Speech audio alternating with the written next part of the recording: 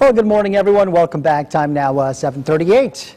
Pollen counts are high, and for people with allergies, this has been a really bad season.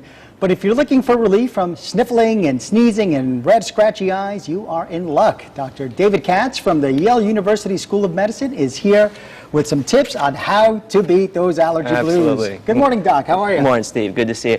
Well, you know, actually, one of the things that'll help is the rain today. I don't know if people love rain on a Sunday morning, but pollen counts will be much lower today. The worst days of all are actually dry, breezy days. Those pollen granules are everywhere. Day like today washes them out, so it's going to be better. Well, this whole week shouldn't be too bad. So first of all, what is an allergy? You ever been to sleepaway camp? No. Well, if you ever go to sleepaway camp, you have to keep track of your own underwear, right? Otherwise, someone's going to wind up with yours, you're going to wind up with theirs. Okay. Now, how would you do it? Would you memorize everybody else's underwear in the camp or put your initials in your own? Probably do that way. Exactly. Well, the immune system works the same way. It doesn't know every foreign substance in the universe, so it actually puts labeling on our own cells, proteins that tell us this belongs to me. And anything else is deemed a potential threat. Okay. Unfortunately, pollen is part of everything else. Pollen is not a threat to us. So an allergy is the immune system just saying this is foreign material, could be a threat, and reacting to it as if it were a germ, a virus or a bacterium. But of course it isn't a threat. So we just suffer because of our immune system's response. And what we really want to do then is tone down the immune system response so we don't have to deal with all of those symptoms. Okay. So is it our bodies reacting, trying to get the pollen out of our nostrils, out of our throats? Is that what Exactly right. And so, you know, the symptoms can be very local. They're actually local immune responses. We have what's called secretory IgA. I don't know who wanted to know that, but there you go. On the mucous membranes of our nose, our mouth, our eyes, and so you can have those local reactions. Of course, allergy can be systemic, meaning throughout the body and life-threatening. That tends to happen when you're injected with something you're allergic to or you eat something you're allergic to. So there are various strategies to tone down the immune response.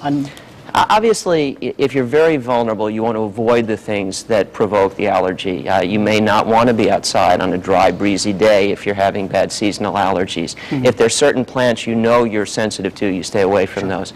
You can actually make adjustments in your diet. There is what's called an anti-inflammatory diet. You know, food is the building block for everything in the body, including the hormones that control inflammatory responses. If you eat more fruits and vegetables, less red meat, less processed food, we actually make more anti-inflammatory hormones, and that can help tone down allergy. So just have a healthy diet is what you're saying. Healthy diet in general. Fish, fruits, veggies. All the good stuff. But there are specific supplements that can help as well. Omega-3 fat, fish oil, it's also found in nuts and seeds, helps with reducing inflammation. There are certain other supplements. There's one called quercetin. My wife is now swearing by oil of oregano. She put a few drops of that in her mouth. It helped a lot. Really? And then, of course, there are medications. Sure.